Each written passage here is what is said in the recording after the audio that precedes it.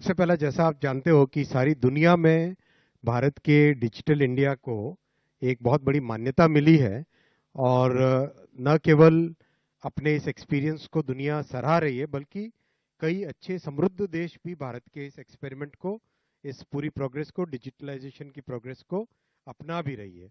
इसी कड़ी में आज एक फैसला आपके सामने रखना चाहूँगा।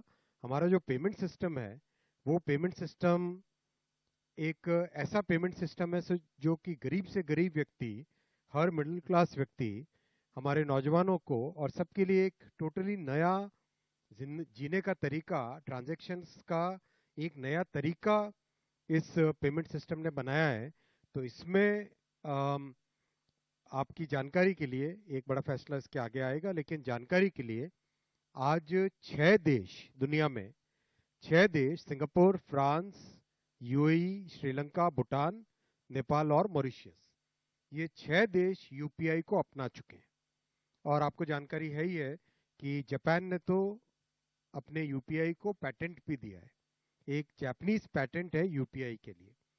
तो ये जो इतना बड़ा इसकी ग्रोथ हुई है पेमेंट्स सिस्टम की, 210 लाख करोड़, अपनी इकोनॉमी करीब 325 लाख करोड़ की है, 210 लाख करोड़ के पेमेंट्स यूपीआई से अभी हो रहे हैं। और एक सिग्निफिकेंट यूपीआई ट्रांजैक्शंस का नंबर तो अब पहले कुछ करोड़ में काउंट करते थे, फिर 100 करोड़ में काउंट करने लगे, अब 1000 और 10,000 करोड़ के नंबर्स में काउंट होने लगे हैं।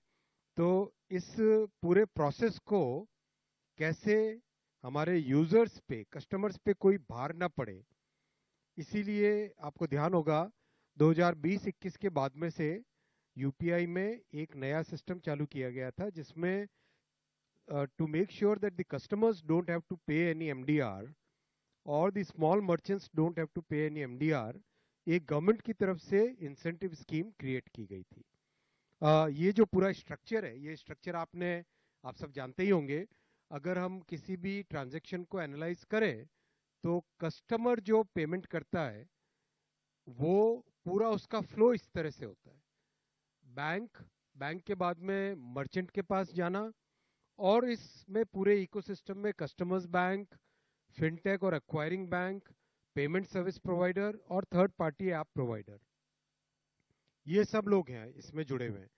तो इसमें जब जुड़ते हैं इतने बड़े इकोसिस्टम में, इस सब की एक कॉस्ट होती है।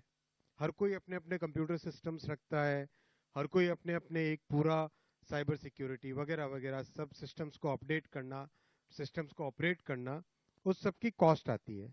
वो कॉस्ट कस्टमर पे नहीं पड़े, इस भावना के साथ प्रधानमंत्री श्री नरेंद्र मोदी जी ने 2020-21 से एक स्पेशल स्कीम चलाकर एमडीआर की कॉस्ट न पड़े कस्टमर्स पे, वो एक सिस्टम बनाया है। उस सिस्टम के चलते इतने जितने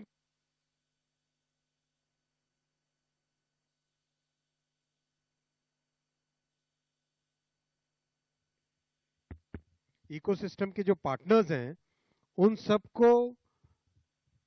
सब की कॉस्ट को मिनिमाइज करना, फिर एफिशिएंसी मेंटेन करना, उसके लिए एक स्कीम बनाई है। और ये स्कीम आज आगामी वर्ष के लिए भी, अप्रैल टू मार्च FY 25-26 के लिए भी ये स्कीम अप्रूव हुई। 1500 करोड़ रुपीस की ये स्कीम है। And as per this scheme, for all transactions which are person to merchant, जो स्मॉल मर्चेंट्स के पेमेंट्स होंगे अप टू 2000 रुपीज, उसमें कोई ट्रांजैक्शन की कॉस्ट नहीं लगेगी और उनको इंसेंटिव दिया जाएगा। ट्रांजैक्शन की कॉस्ट तो उसके ऊपर भी नहीं लगेगी, इंसेंटिव दिया जाएगा for the smaller transactions done with the smaller merchants.